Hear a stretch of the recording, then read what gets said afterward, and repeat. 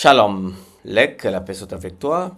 Avec cette vidéo dans une rubrique Note en vérité, nous allons voir un auteur intéressant, Ivan Van Sertima, dans son livre Egypt Revisited. Alors, avec vous le pasteur Etuganani Patrick, auteur, conférencier, administrateur. Soyez connectés parce que c'est un livre étonnant, un livre intéressant que nous allons résumer et faire une critique pour les développements de la science. Alors, Van Sertima, c'est un auteur prolifique qui a écrit Black Women in Antiquity. But aujourd'hui, maintenant, ce que je vais essayer de résumer, faire une critique des idées, c'est dans son livre Egypt Revisited qu'il a commis en 1989. Alors, Van Sertima est un auteur vraiment prolifique.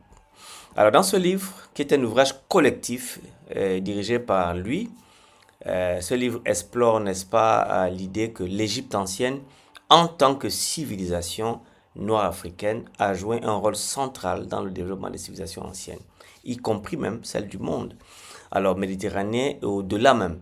Le livre donc cherche à démontrer que l'Égypte, souvent perçue comme une civilisation distincte de l'Afrique subsaharienne, n'est-ce pas, était en réalité une partie intégrante de l'héritage africain. Alors, les auteurs qui ont écrit des chapitres dans ce livre abordent plusieurs sujets dont la parenté linguistique entre l'Égypte et d'autres cultures africaines, les contributions égyptiennes aux sciences, la manière dont l'historiographie occidentale a systématiquement minimisé l'influence africaine sur le monde antique.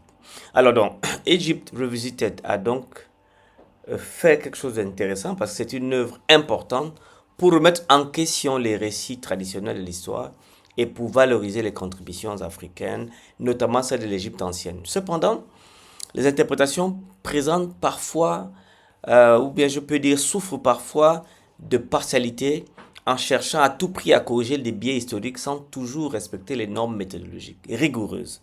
Alors, cela pour moi limite l'impact scientifique du livre, bien qu'il reste une lecture vraiment stimulante pour le débat sur les origines de la civilisation.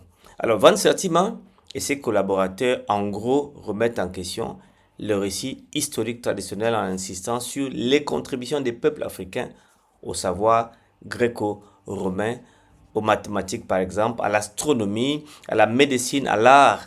Le livre donc souligne que l'Égypte antique doit être reconnue comme un membre fondamental du continent africain avec des, excusez-moi, des connexions ethniques, culturelles à travers toute l'Afrique.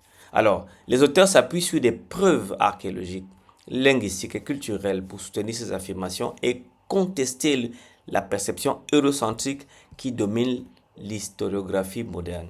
Alors, les auteurs donc abordent également la question de la race dans l'Antiquité.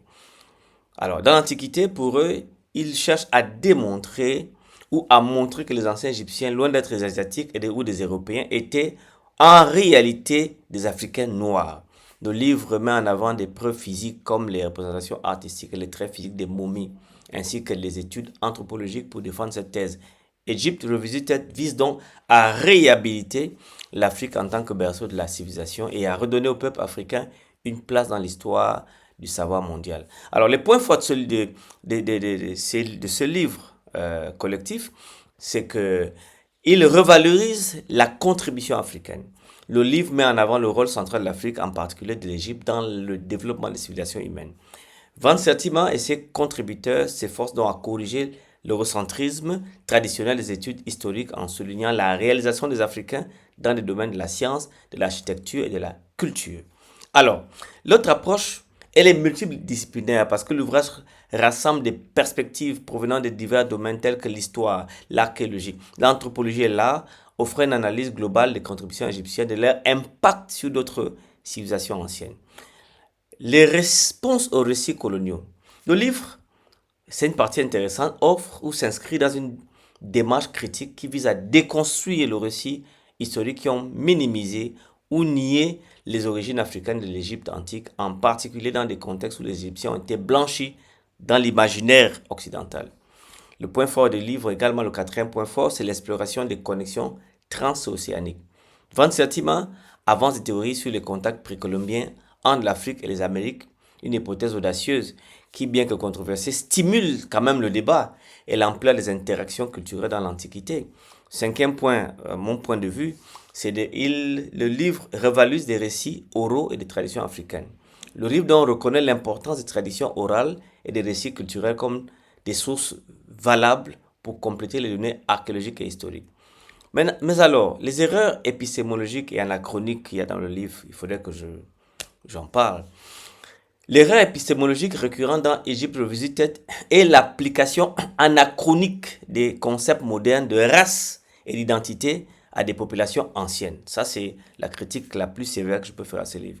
Dans les pages 78 à 84, Van Satim et ses collaborateurs projettent des catégories raciales contemporaines sur les Égyptiens antiques, les décrivant comme noirs au sens moderne du terme, sans tenir compte des nuances complexes des identités ethniques dans l'Antiquité. À l'époque, les concepts de race n'existaient pas comme nous le comprenons aujourd'hui. Les Égyptiens ne se définissaient pas en termes de couleur de peau, mais plutôt en fonction, n'est-ce pas, de la géographie, de la langue, de la culture.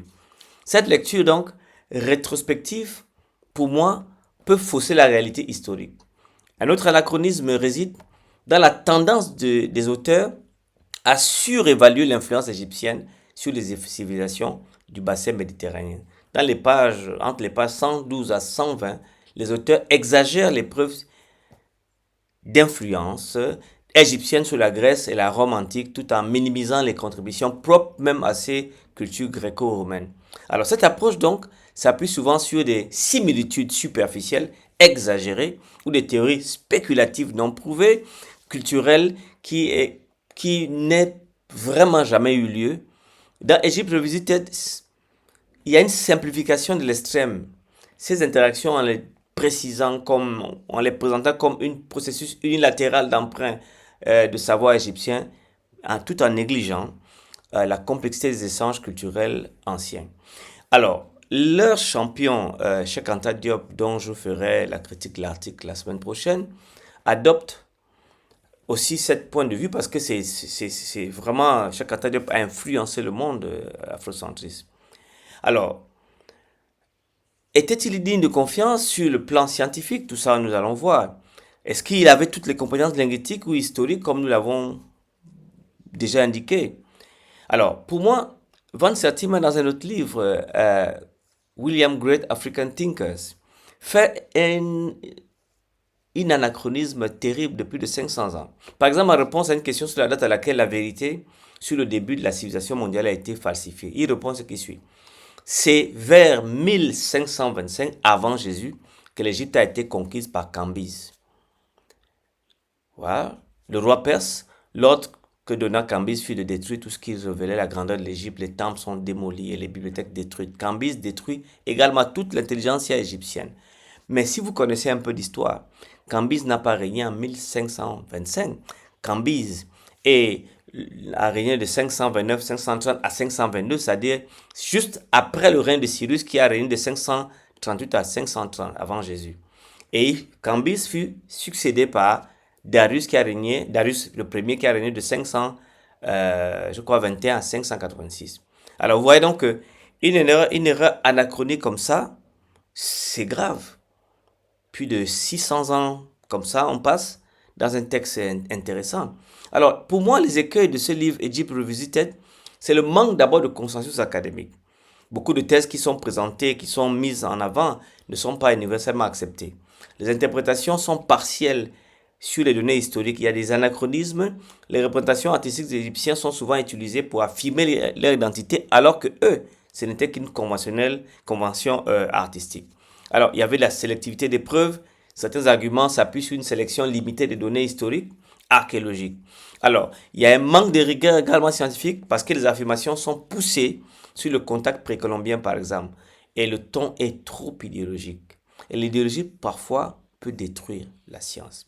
Alors, restez connectés parce que la semaine prochaine, nous avons donc un thème intéressant de l'histoire générale de l'Afrique. Cheikh Anta Diop, où il a présenté un article des origines des anciens Égyptiens, dont Mokhtar Mbo, je pense, a été l'éditeur principal de ce volume numéro 2. Nous allons donc voir cet aspect intéressant la semaine prochaine. Restez connectés et que le Seigneur vous bénisse.